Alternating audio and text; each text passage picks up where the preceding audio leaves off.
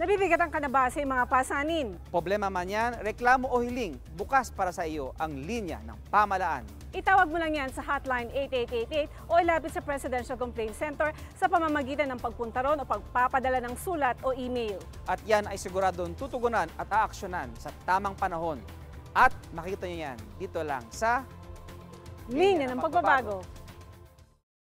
You dial 8888.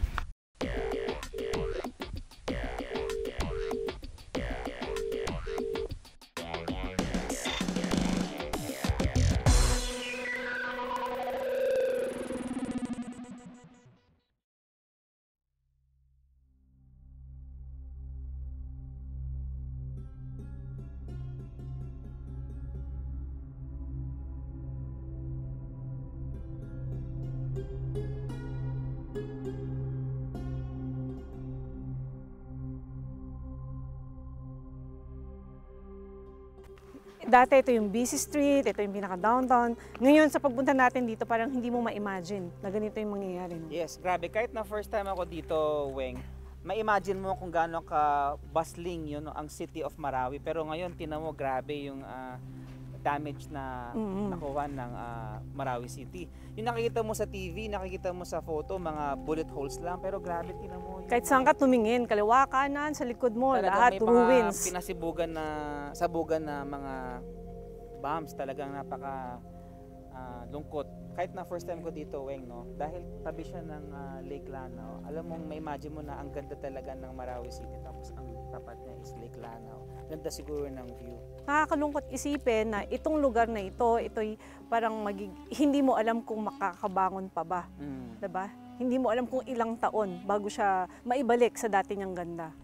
Masakit eh. Nandito ta lahat ang pinaghirapan namin na nandito na lahat. Ubus ng luha. Wala nang maiiyak pa.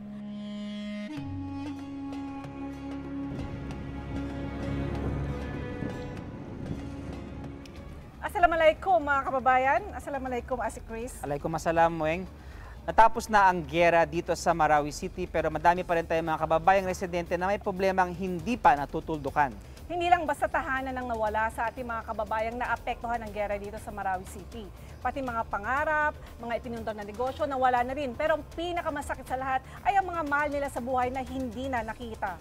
Napakabigat man ang pasanin na kanilang dinadala, marami pa rin mga kababayan natin ay nagpapasalamat na kompleto ang kanilang pamilya. Kasama riyan ay si Janipa Pendato na nakatira ngayon sa Sarimanok, Tent City, kasama ang kanyang asawa at 8 anak. Meron lang siyang konting hiling. Kung ano yun, panoorin natin ang video na ito.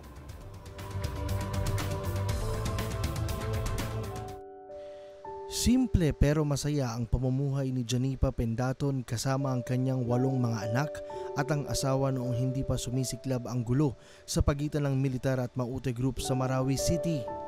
Maliit man ang kanilang tahanan sa Lilod Madaya sa Marawi, may mga kasangkapan na ring naipundarang mag-asawa. Ngunit sadyang mapagbirong tadhana at sinusubok ang katatagan ng bawat pamilya sa hirap at hamon ng buhay. Noong May 23, 2017 nang magsimula ang Marawi Siege, hindi inaasahan ni Janipa na mag-uumpisa na pala ang pagsubok ng kanilang pamilya. Isang araw, nabalita namin nagbabarilan sila sa dito sa Makbara. Yun, nung narinig namin yung medyo parang baliwala lang. Binabaliwala lang namin. Hanggang sa maya-maya, mga alas 11, alas 12 na yun. O alauna. Na may naglalakad na, mga nakaitim. Tapos yung iba natataranta. Ako, parang sabi ko, ano kaya yan? Sabi nila, ISIS. Tapos sabi nila, sabi ng mga ISIS, kayo, magsilikas na kayo, magsialis kayo rito, sabi nila. Ilang buwan din silang tumira sa kanilang kamag-anak sa Pantar, Lanao del Sur para mailayo sa kapahamakan ang kanyang mga anak dulot ng giyera sa Marawi City. At dahil napapansin ni Janipa na nagiging pabigat na sila sa kanyang mga kamag-anak, mas pinili nilang bumalik sa Marawi at doon hanapin ang kanilang kapalaran. Hindi naging madali para sa kanila ang maitawid sa gutom ang pang-araw-araw at maghanap ng matutulugan sa tuwing sasapit ang gabi. nahihirapan din kami sa kamag-anak namin. Sabi ko gano'n, kinakapalan ko lang talaga yung mukha ko para lang makatira dito. Tapos sabi nila, balik kayo. Kausapin natin may kakausapin daw. Tapos nagmamakawa na lang kami kila ma'am. Ma'am, mama naman kayo sa amin. Kasi kung may maanuhan lang talaga kami, hindi kami magtitis sa ganitong trapal. Nitong Abril 2018, natupad din ang inaasam nilang magkaroon ng masisilungan sa Sarimanok Tent City Site 2. Mayroong mahigit 200 pamilyang naninirahan rito na biktima ng bakbakan sa pagitan ng militar at Maute ISIS group.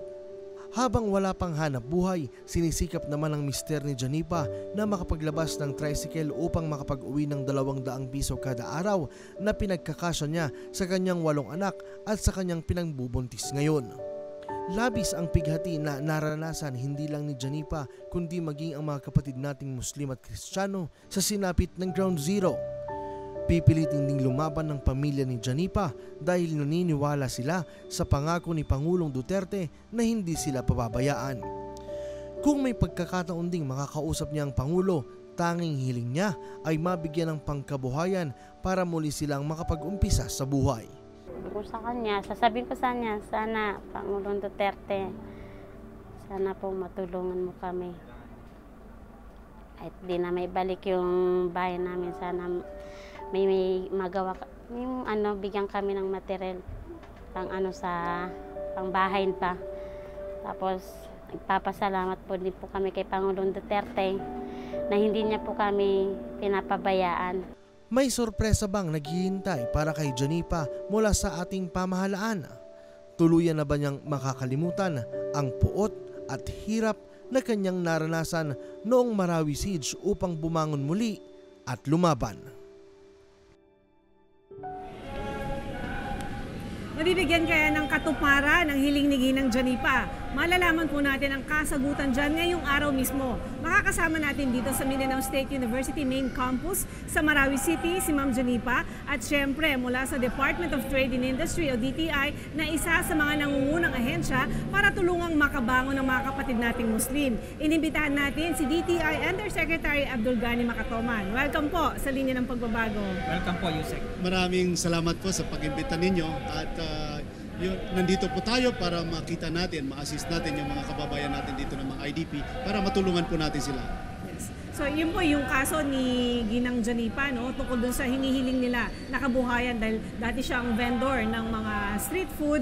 So sana makabalik siya sa ganong klase ng negosyo at mas mapalago pa para maging maayos naman ang kanilang pamumuhay.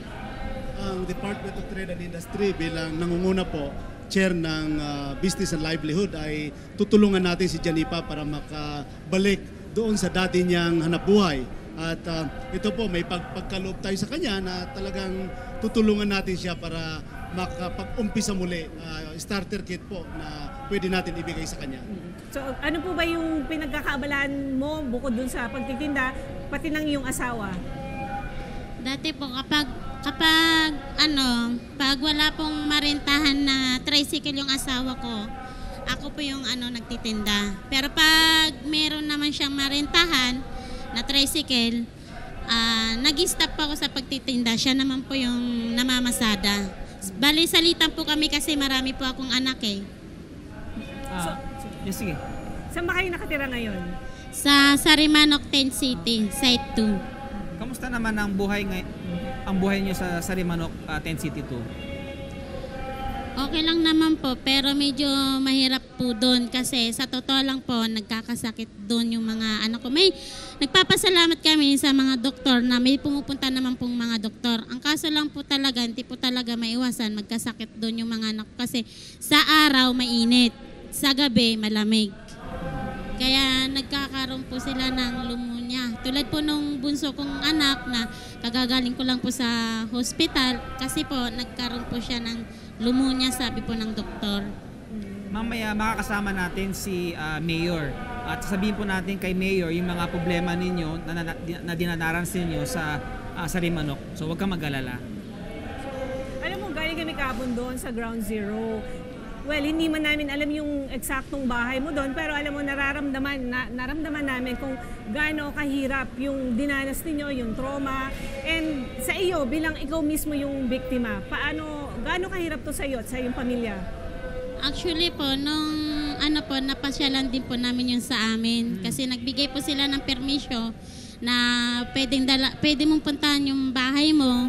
Kung ano yung makita mo, pwede mong dalhin. Di nung nagkaroon po kami ng pagkakataon makapunta doon, sa totoo lang po, wala po akong nakuhang kahit anong gamit. Kasi wala na. Kasi hindi po namin inaasahan na magkakaganon yung bahay namin. Umalis po kami ng bahay. Sa totoo lang po, wala kaming dalang kahit na anong damit.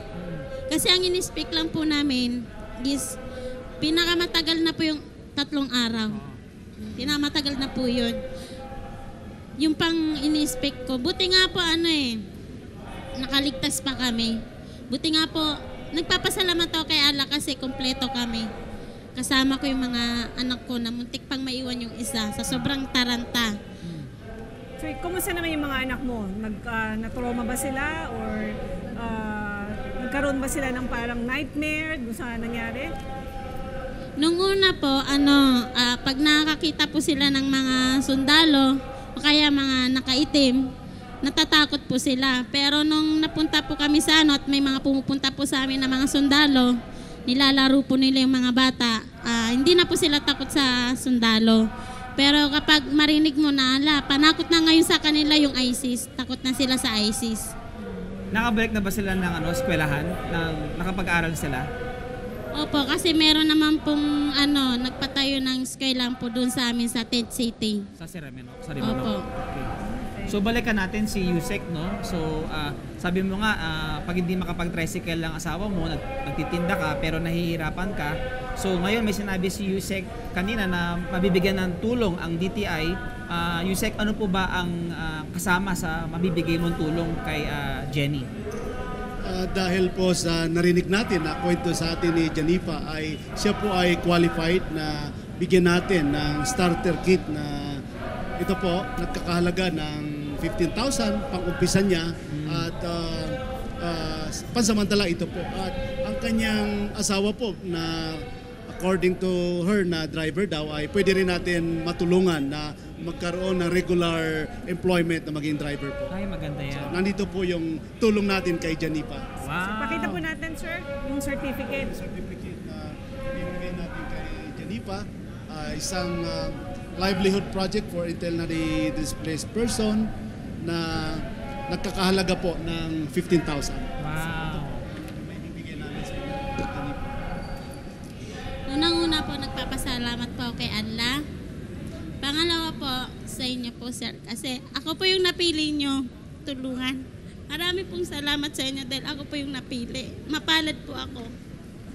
Salamat din po tayo sa ating mahal na presidente kasi adhikain niya talaga na ang gobyerno natin ay matulungan kayo mga IDP at makabalik tayo sa dati natin na ako rin po nalulungkot sa nakikita ko dahil ako rin po ay isang Maranao.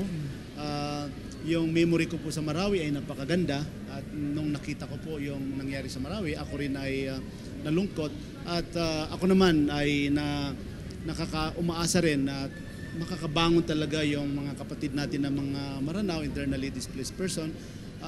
Alam ko po yung mga Maranao ay magagaling magnegosyo yan at mababait na mga tao yan. So panalangin po natin na lahat po tayo ay bangon at tulungan nyo rin po yung mga ibang programa na ating pamahalaan na matulungan po kayo lahat. Pero sana bukod doon sa mga livelihood projects, magkaroon din ng parang comprehensive na stress debriefing sa mga biktima ng siege, lalong-lalo ng mga bata. Kung yung sinasabi niya is nakipaglaro sa mga sundalo yung mga anak niya, hindi na natatakot. Siguro kasi tingin ko hindi lang ganun kadali yun para sa mga bata na totally makalimot doon sa dinanas ng pamilya nila. Baka pwede tayong mag-request sa DSWD, no, sir? Tama po yan. Ginagawa naman po yan ng DSWD. In fact, kami rin 2 weeks ago kasama ko si Secretary Lopez ay sumali rin kami doon sa pagdidistribute ng mga bags at saka mga school supplies mga kabataan. Kasama rin natin dyan ng Philippine National Police at saka yung mga ating mga kasundaluhan para malapit tayo doon sa mga IDPs na hindi ang tingin nila sa sundalo ay kalaban, kung hindi sila yung tagapagtanggol natin. Protector sila para hindi na maulit as much as possible yung nangyari na yon. Tama po yan at yun na nga katulad ng sinasabi ko po na magtulungan tayo lahat at ako'y naniniwala na makakabangon tayo. Tingnan natin yung nangyari po sa Yolanda, sa Tacloban.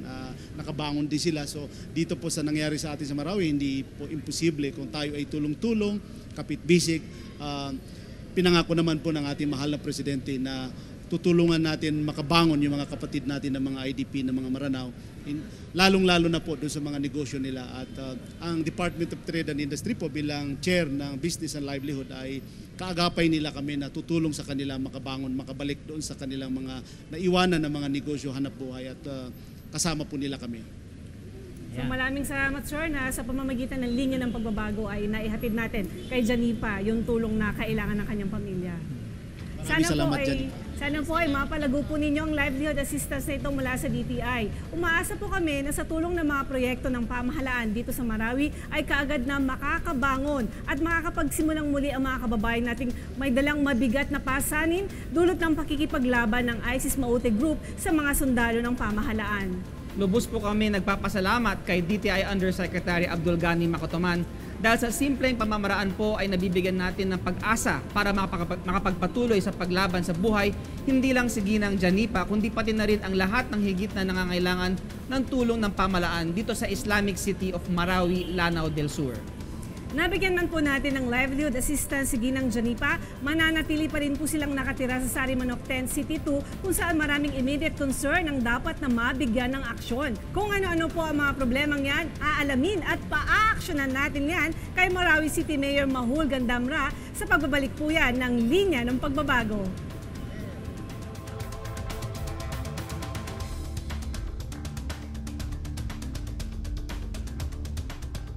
Sa aming pagpunta sa Sarimanok 10 City 2 na isa sa mga lugar kung saan pansamantalang nananatili ang mga naapektuhan ng Marawi siege, inilahad sa amin ng mga residente roon ang ilang mga problema na nangangailangan ng agarang solusyon. Kung ano-ano ang mga yan, alamin natin sa Do 30. Ito ang mga reklamong flash sa kwento at dapat ay flash din sa aksyon.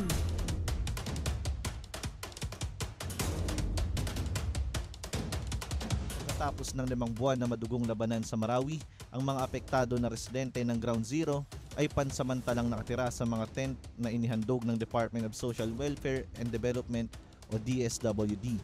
Tumutuloy ang mahigit 300 pamilya na biktima ng gera sa tinatawag na Tent City sa Sarimanok, Marawi, Lanao del Sur. Pumunta ang NNP team sa lugar para malaman kung ano na ang lagay ng mga kapatid natin na naapektuhan ng gera. Iba't ibang problema sa loob ng Tent City ang inilapit ng evacuees sa LNP team ng mga kababayan nating nakatira roon. Ang pangunahing problema sa Tent City ay ang kakulangan sa tubig. Minsan raw kasi ay delayed ang pagrasyon ng tubig sa Site 1 at Site 2. Hindi rin sapat ang tubig na naipapaabot sa mga residente dahil sa dami ng populasyon nila sa lugar. Pangalawa ay ang bigas at ulam na minsan ay matagal bago sila mabigyan. Hiling pa ng mga residente na sana ay madagdagan ang kanilang CR dahil kulang ito sa dami nila. Pangatlo ay ang mga fence o harang rin na nasisira na at delikado para sa mga bata na naglalaro dahil ito ang nagsisilbing depensa para hindi sila mahulog sa bangin. Isa rin sa mga problema ang elektrisidad dahil minsan ay nawawalan-walan raw ng kuryente at madilim kapag sumapit na ang gabi dahil walang poste sa paligid. Ilan lang yan sa mga reklamo at hiling ng mga residente na biktima ng gera sa Marawi. Umaasa sila na mabibigyan at matutulungan ng pamahalaan para mabuhay araw-araw. Yung tubig dito hindi magkakasya ang binibigay sa aming tubig. Kasi minsan isang araw wala silang delivery. Namamatay-matay ang ilaw namin dito. Hindi permanente. Matapos ng Ground Zero, makabalik kami sa mga bahay namin. O kaya yung pamimigay ng sa amin, mabigyan na kami ng para panghanap buhay namin kasi wala kaming income dito. Kung binibigyan lang kami ng DSWD ng mga relief. Kaya kailangan namin magkaroon kami ng hanap buhay. At saka yung mga CR namin, ang dami-dami namin gumagamit dyan pero wala kaming tubig. Kung may nag-iigib kami, yun lang ang gagamitin namin. Ang gusto ko po, bigyan niya kami ng hanap buhay namin na maayos at maibalik kami sa dati naming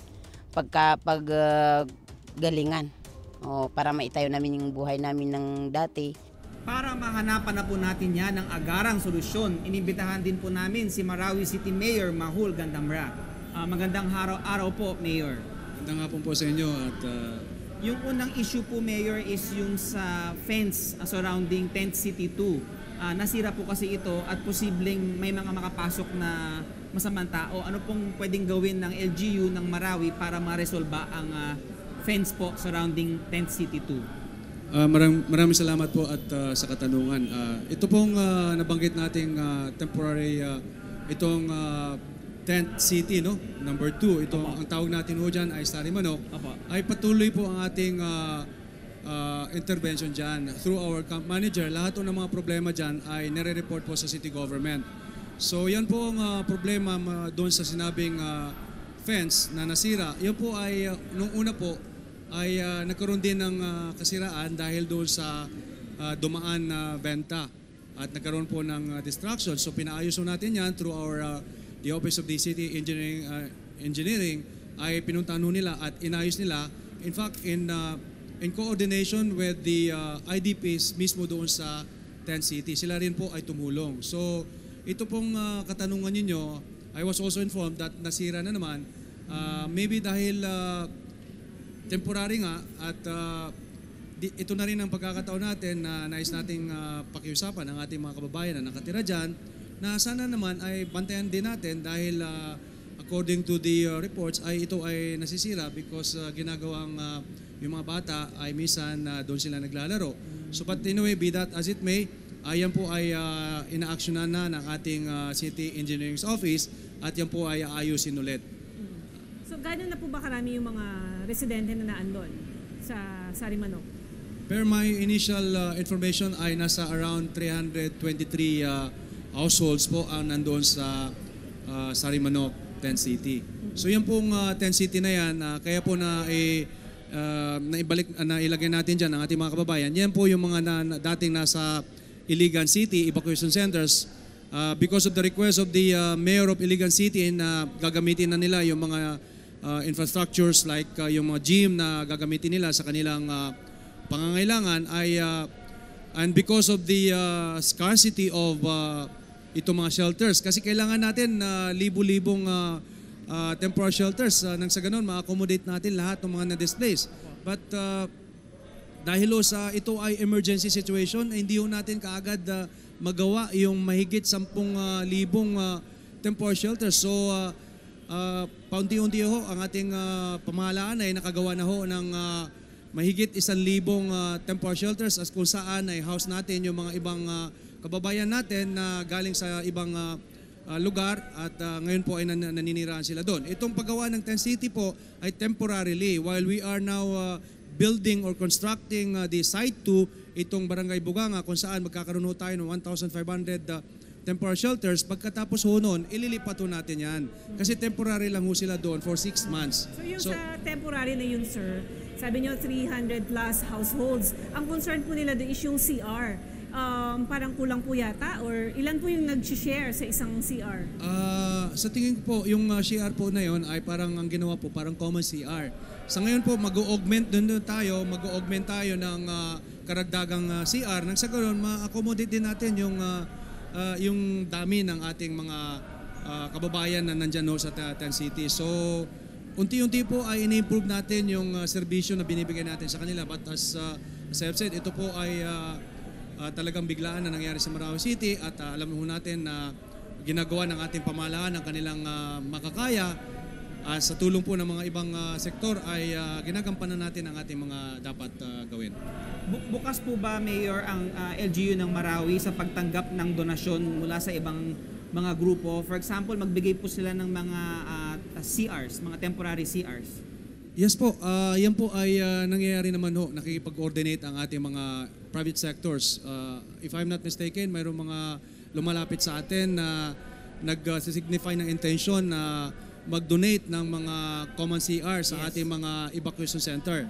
Dito naman sa mga temporary shelters na nagawa dyan sa may barangay sa Gunsungan, mayroon na ho tayong mga individual na CR kada bahay. So wala ho tayong problema dyan. Ang nagiging malaki yung pangangailangan ay yung doon ho sa mga tent city, kung saan ito po ay temporary lang po for 6 months while we are waiting for the completion of these additional temporary shelters that are being built by the by the government para doon sa mga iba pang nangangailangan ng temporary shelters.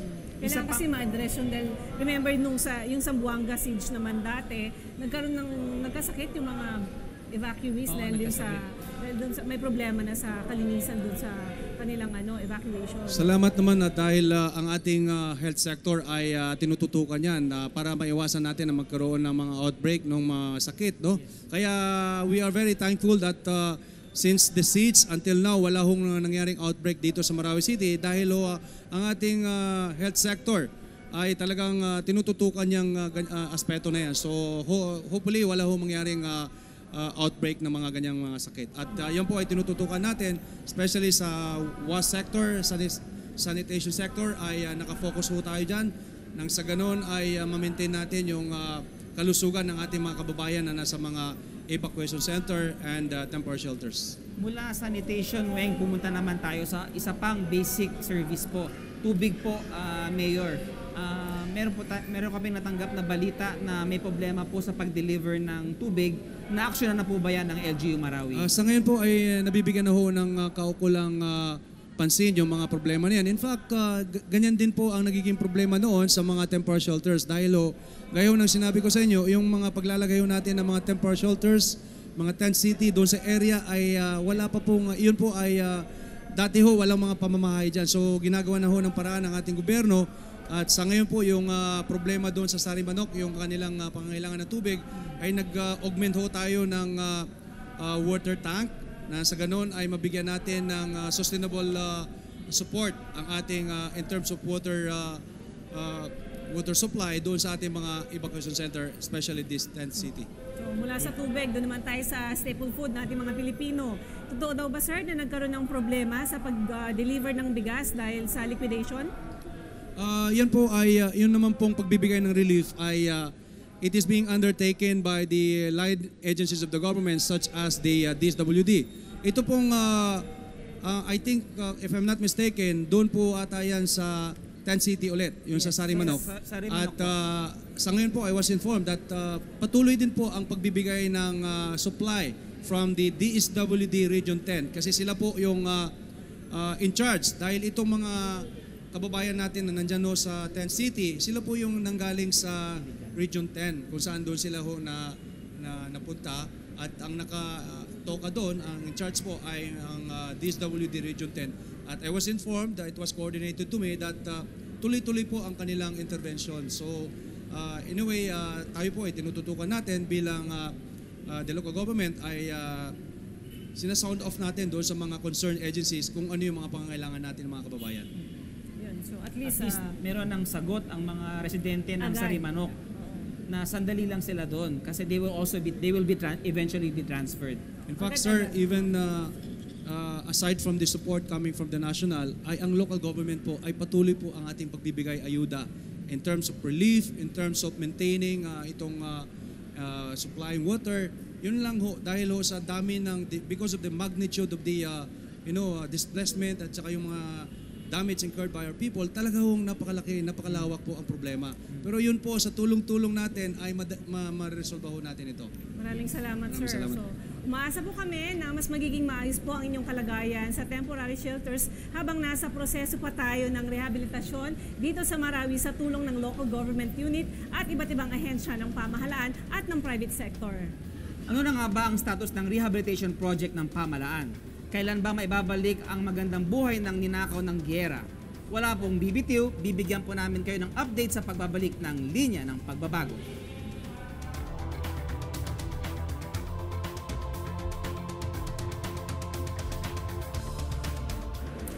Nagbabalik ang linya ng pagbabago. At this point, aalamin po natin kung ano na ang mga nagawa at gagawin pa ng pamahalaan para maibalik sa dating siglaang Marawi. Makakakwentuhan po natin ngayon si Task Force Ranao Colonel June Abad at syempre kasama pa rin natin sina DTI Undersecretary Abdul Ghani Makotoman at Marawi City Mayor Mahul Gandamra. Magandang araw po at welcome sa linya ng pagbabago. So, it's good to be here in Marawi. So sir, yun po, yung ating pag-uusapan ngayon ay tungkol doon sa rehabilitation pa rin ng Marawi. Opo. So nasaang stage na po ba tayo? Siguro Mayor, ano po ang ating status sa rehabilitation efforts dito sa Marawi? Maraming salamat po at magandang hapon po sa atin at sa ating mga nakikinig sa atin ngayon at nanonood.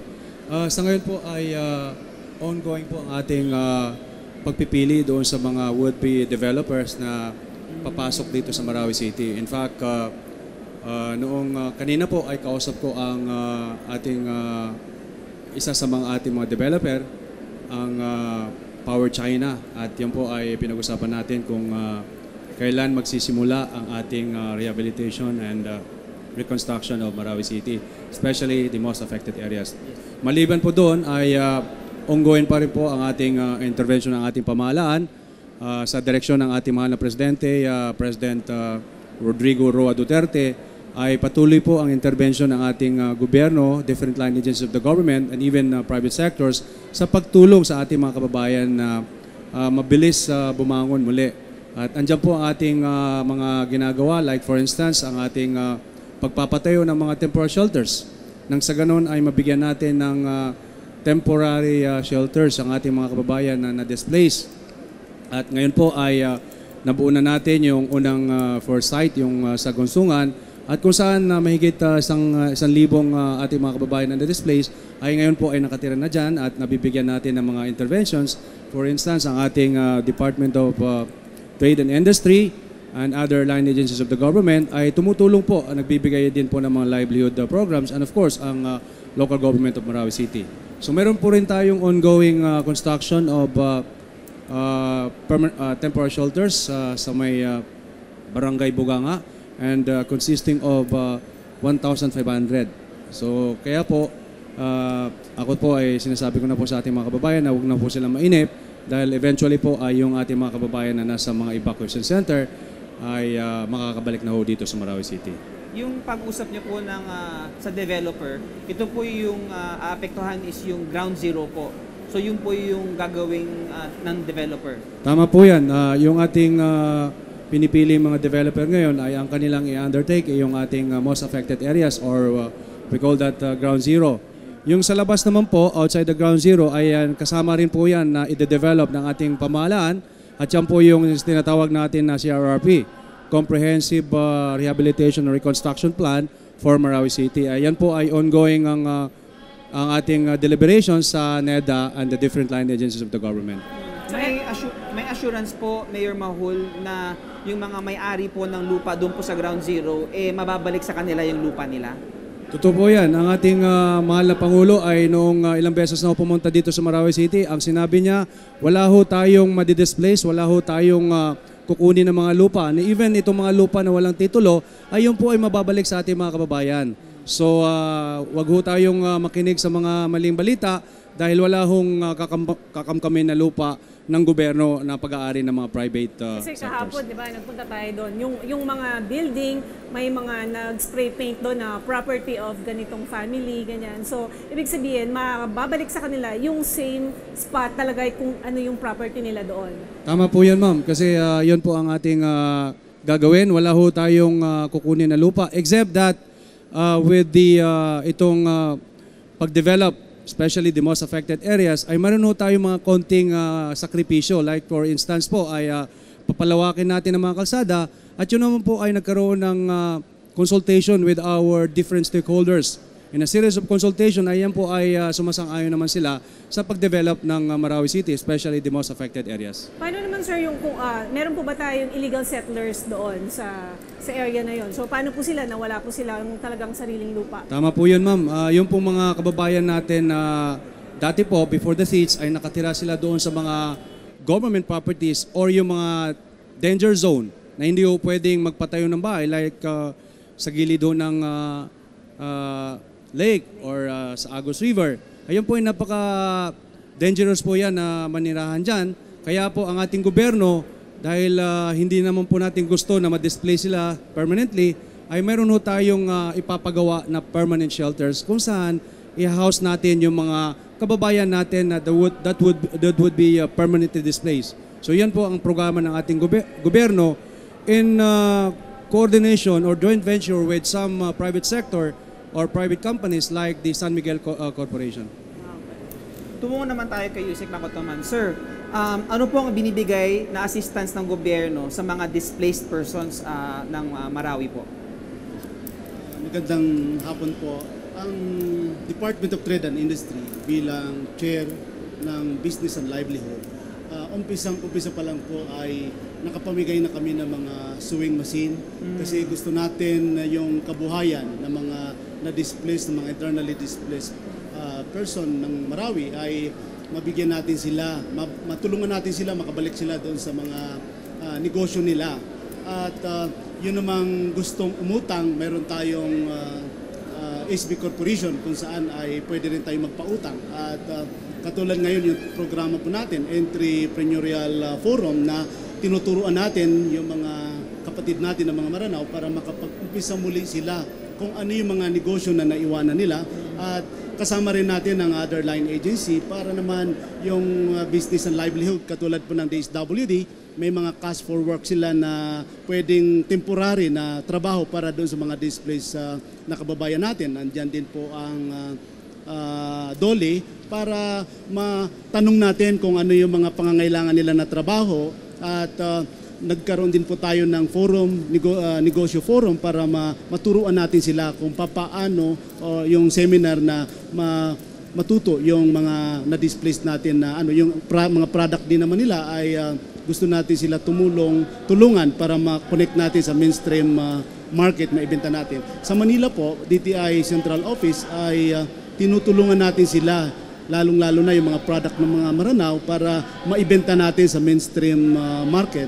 At yung hindi naman po magagampanan ng ating national government ay kinokonek naman natin sa mga private sector para ito po tumutulong din. Maraming kasama tayo ngayon dito na nag-participate dito sa Entrepreneurial Forum at the same time job fair kung saan ang mga private sector po ay namimigay din sila ng trabaho, mga training at marami pa po silang mga job opportunities na maibibigay at sa parte naman namin sa Department of Trade and Industry kasama yung mga ibang ahensya ng ating pamahalaan at hikain natin na pangako naman ng ating mahal na Pangulo na matulungan natin, maibalik natin yung mga kapatid natin ng mga Maranao na nawala yung kanilang negosyo at patuloy po natin gagawin yon.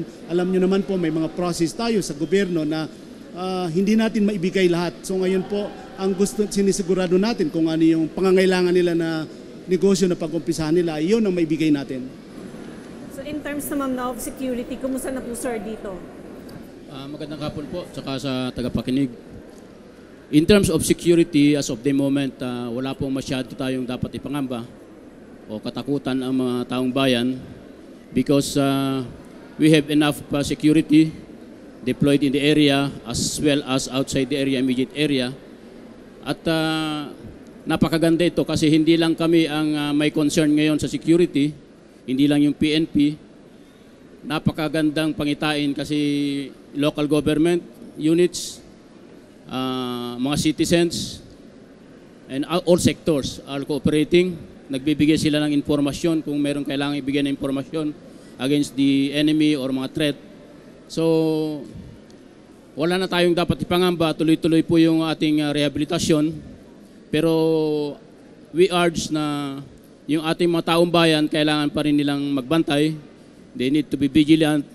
They need to cooperate and respect kung ano man yung mga policies para sa ikabubuti ng lahat, sa security ng lahat. Total para naman sa safety rin ng lahat ito. Wala namang ibang pupuntahan ito kundi para sa mas mabilis na rehabilitasyon ng Marawi City. Colonel, yung Army po ba, meron pa bang hinahanap na ISIS Maute? Meron po kaming hinahanap ng mga alleged na mga supporters at the same time sumama din noong panahon ng giyera.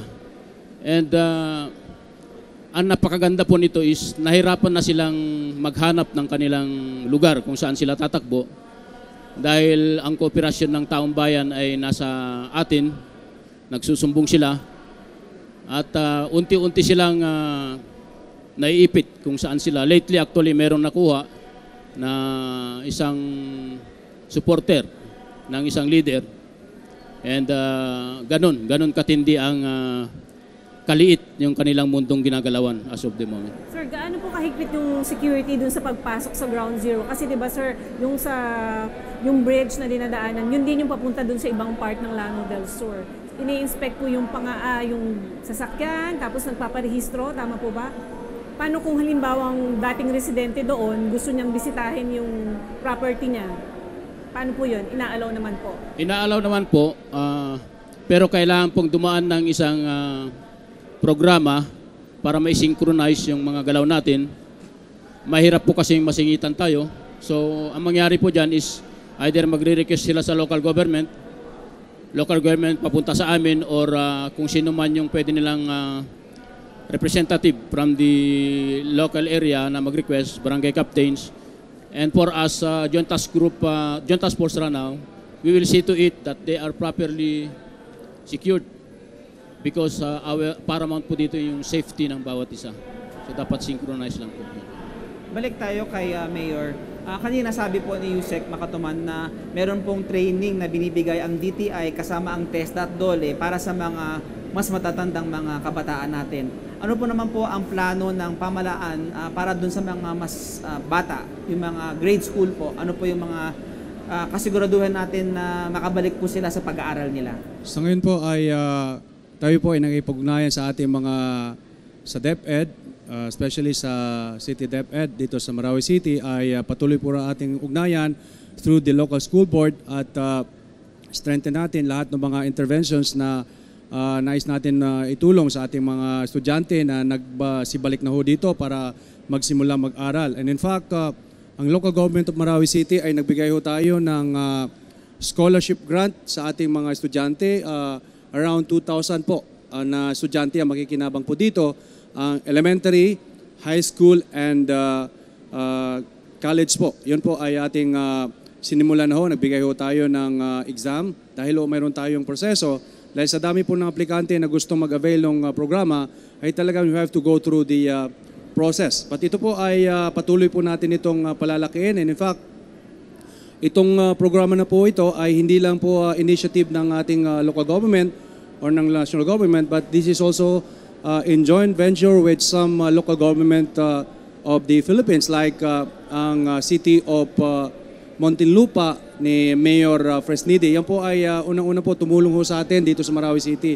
At meron kaming joint venture na magbibigay ng scholarship grant doon sa mga deserving students. Yung nasabi ko sa inyo na mga level.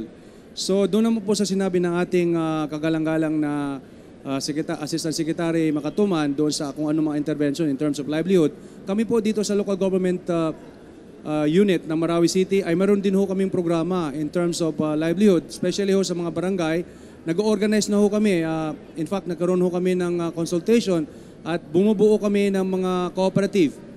Itong 96 barangays, nagsimula ho kami doon sa 21 barangays from the Sapulo, Agudua, Agama, which will be the pilot barangays. At yan po ay patuloy na po na it will be expanded in the different barangays of Marawi City. At yan po ang aming ginagawa ngayon. So at Balik least, tayo sige. kay Yusek naman ako. Very successful po itong job fair ng DTI kasama ng iba pang mga ahensya ng gobyerno. Mahaba nga yung pila sa labas, Weng, di ba? Kaya lang umulan. So I'm pretty sure madami tayong mga Maranao na nais na pumunta sa job fair. Ito po ba ang huling job fair ng DTI o meron po bang maaasahan na iba pang mga job fair ang ating mga kababayan? Umpisa pa lang po ito at gagawin natin itong monthly. Hindi lang job fair, hindi lang mga entrepreneurial forum. Kasama po namin ang SB Corporation kung saan ay nagpapautang kami from 10 to 15,000. Yun naman mga malalaking negosyante na pwede silang bumalik doon sa kanilang mga negosyo ay pwede rin kami magpahiram magmula 50,000 hanggang 200,000. Kasama rin po natin ang Al-Amana Islamic Bank at ASA Philippines, sila din po ay magpapautang at ang kagandahan po rito, yung mga requirements po ay i-relax natin. Hindi natin sila hihingian na maraming requirements para po makatulong tayo na mabilis dito sa mga gusto mag-avail ng mga loan program po natin. So tuloy ang buhay talaga para sa kanila. Tuloy-tuloy po yan. In fact, kahit po sa mga ibang syudad na mayroon tayong na-identify na mga IDP ay binibigyan po natin sila ng mga pwesto, programa po yan ng Department of Trade and Industry. At yun, aside from sa job opportunity po, yung mga job fair ay yung mga tinuturo natin sa kanila sa mga seminar na pwede nilang i-produce, ay tinutulungan din po natin sila doon sa marketing, paano nila ibenta yung mga kanilang produkto. Sir, last na lang, paano naman po makakatulong yung mga kababayan natin na nasa ibang bansa pag gusto nila magpaabot ng tulong? Siguro si Mayor. Paano po sila magpapadala ng tulong dito? Madami pong paraan na ginagawa ang ating mga kababayan. Even outside the Philippines ay talaga hong patuloy ang kanilang ginagawang pagtulong. In fact, yung iba dinadaan nila sa mga private sector, yung iba naman nagpapadala. And even not only private sectors, sa mga ibang lokalidad ay nagpapadala rin ng tulong. During the height of the siege ay naramdaman natin talaga yung pagka-Pilipino, yung bayanihan, tulungan. At yan po ay, kanya po kami ay nandito dahil nabibigyan kami ng lakas aside from the support of the national government. But yung tulong ng ating mga kababayang mga Pilipino ay talagang patuloy ang kanilang tulong. At yan po ay umaasa tayo na yung mga tulong na naibibigay dito ay napupunta sa dapat puntahan. Yun ang ating mga displaced constituents. Maraming salamat po. Salamat. So at least sigurado tayo na yung mga tulong na ipinapaabot ng ating mga kababayan na nasa ibang bansa ay talagang nakakarating sa mga recipients. At narinig niyo naman yung pangako ng ating pamahalaan sa lahat ng tulong na kanailang may bibigay. At dahil sa tulong ng pamahalaan, marami po sa mga kapatid natin dito sa Marawi ang nasa mas maayos ng kalagayan. Ang positibong balita po na yan, ihahatid namin sa inyo after this break. Huwag po kayong aalis, tutok lang dito sa Linya ng Pagbabago.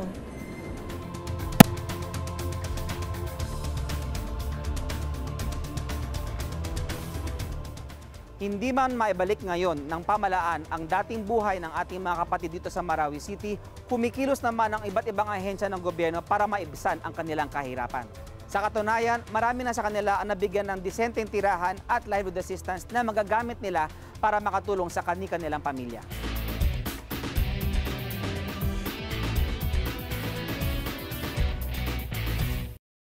Ilan sa mga naapektuhan ng kasagsagan ng gera ay nakalipat na sa mas maayos na tirahan.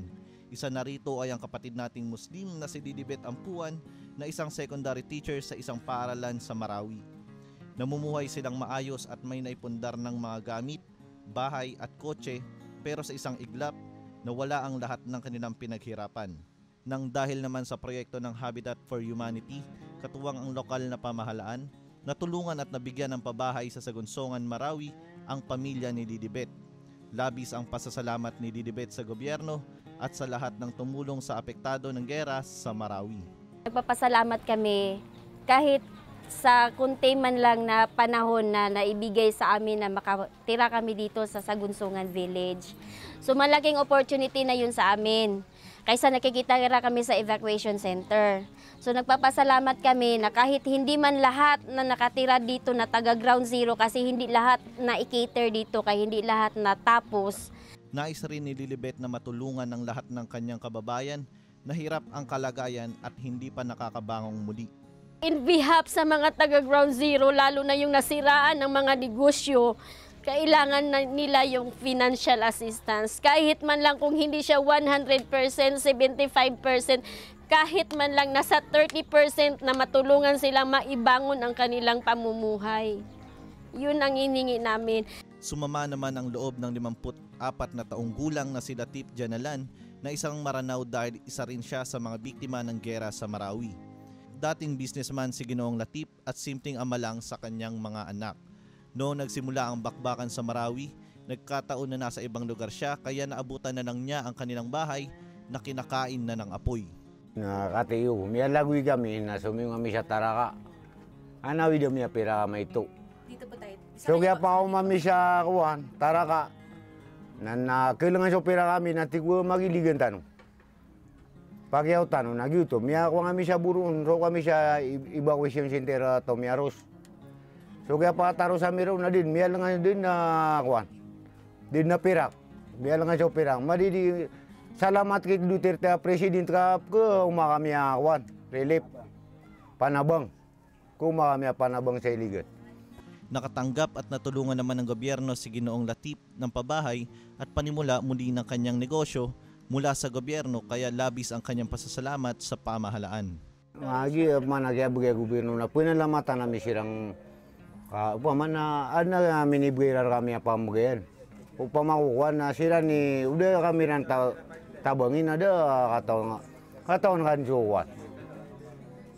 Upamapang niya na nag-YouTube ba kami YouTube pang niya ra. Kailangan na matulong sila jawa. Matabangan tanong nila. Mala na sa tanong ba tayo rangwani ka sumanga tatanam niya mga ganun ka sumanga tataklas. Dagasto. Ilan lamang si Ginoong Lateef at Didibet sa natulungan ng pamahalaan matapos ang gera. Nangangarap rin sila na sana ay makabangon ng muli ang Marawi. Isang job fair po para lamang sa mga lubhang naapektuhan ng Marawi siege ang inilunsad ng DTI katuwang ang iba't ibang ahensya ng pamahalaan at non-government organizations dito sa Mindanao State University sa Marawi. Panoorin po natin ito. Gumawa ng hakbang ang gobyerno para matulungan ang mga biktima ng gera sa Marawi. Nagsagawa ang Department of Trade and Industry ng job fair sa Dimapur Gym sa loob ng Mindanao State University. Merong iba't ibang agencies ang pwedeng applyan ng trabaho ng mga internally displaced persons o IDPs. May mga nag-o-offer ng pang-engineer, medical, restaurant crew, drivers, automotive at marami pang iba. Nagtanong ang LNP team sa mga IDPs kung malaking tulong ba ang isinagawang job fair para sa kanila.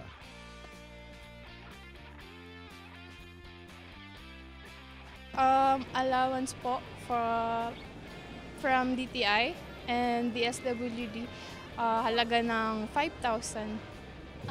Nag-apply kami sir sa ASA sir.